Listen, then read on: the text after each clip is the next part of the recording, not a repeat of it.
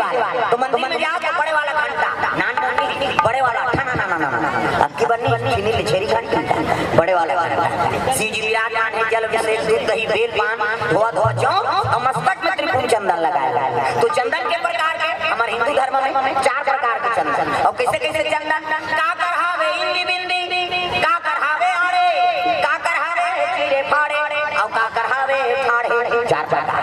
और चारे ठाने चंदन लगा के साधु संत भगवान की पूजा करता। तो पहला नंबर के चंदन का पार्वती के इंदी बिंदी, जे दुर्गा सरस्वती लक्ष्मी देवी पूजा करते ते माता मन से बिंदी लगाते से मुड़ी लड्डू लाओ तो गुड़दुम हो जाते। वो बिंदिया लगा लगा माता जी चंदन यहाँ पर लगा पार्वती के इंदी बिंदी तकाकर चंदन आड़े शंकर जी के आड़े शिव जी मस्तक देख पे त्रिपुर चंदन लगते से एक मुठा राख और कनपट के जाते बहुत हो जाते आड़े हो गए। पार्वती के इंदी बिंदी शंकर जी के आड़े तकाकर चंदन चीरे फाड़े वाला है। रामचंद्र के चीरे फाड़े और दिखा तुम पसीना बहा गए।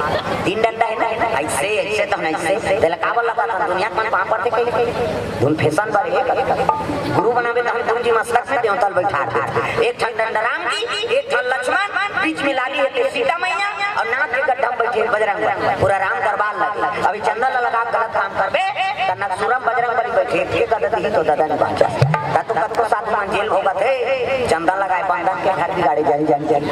पार्वती के इंदी बिंदी शंकर जी के आड़े रामचंद्र के चीरे फाड़े तकाकर चंदन फाड़े कबीरदास कबीरा मन देखो दीप नाकल सरे थे जा जा इंडिया पाकिस्तान बॉर्डर पार हो जाता चंदन अलवा जलवा चंदन थोड़े जीवन की मुक्ति तब चंदन लगा